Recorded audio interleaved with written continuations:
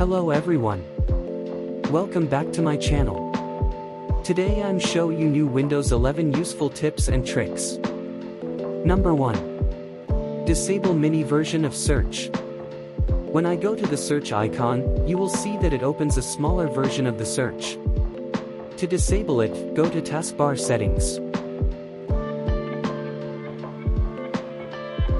When I do not check show recent searches when I hover over the search icon, smaller version of search disabled. Number 2. Live captions. You can see I'm playing a YouTube video. And the live caption tab show caption of video.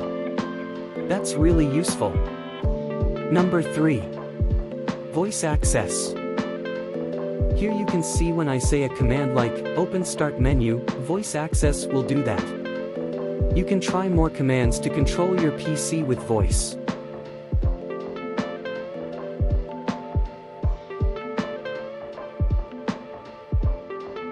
Number 4.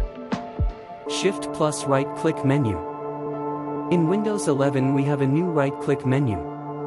To open old one we want to click on, show more options, in new right-click menu.